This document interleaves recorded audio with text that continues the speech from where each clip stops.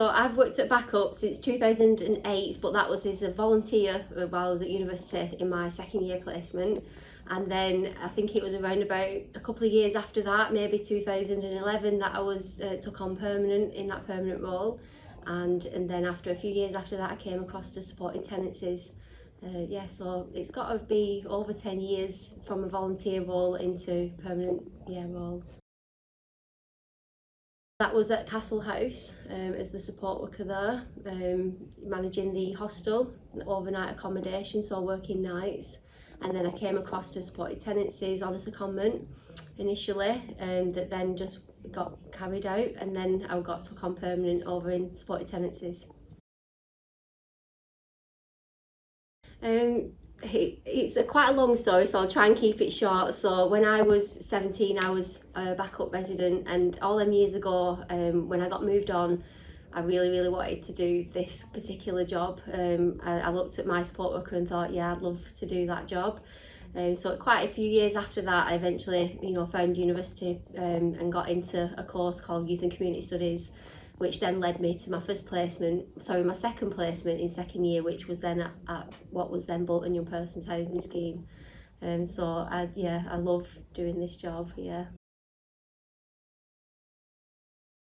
It's a difficult one, but I think because without trying to put blame on it on anybody, because I understand people's experiences, but I suppose it's when you're trying to help somebody that doesn't want that help, and that's the hardest part, because what they don't understand is that your agenda is simply just to do something good for them, and some people just don't understand that, and they think you're the enemy, so they won't accept that help.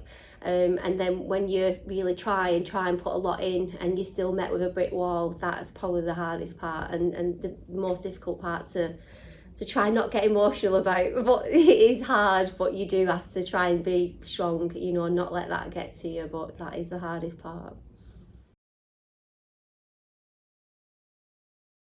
100% patience. That would be the top of my list.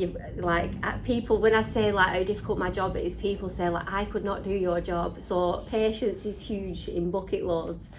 You have a massive heart. Like if you don't have a heart and you don't have love for the people that you work for, then you wouldn't be a good support worker. And strength and resilience, like 100%. Yeah, because even when you're having a hard time yourself in your own personal life, to then come into work and still be professional and do your very best, it takes a lot of strength. So yeah, those would be, I think, the biggest qualities from my perspective.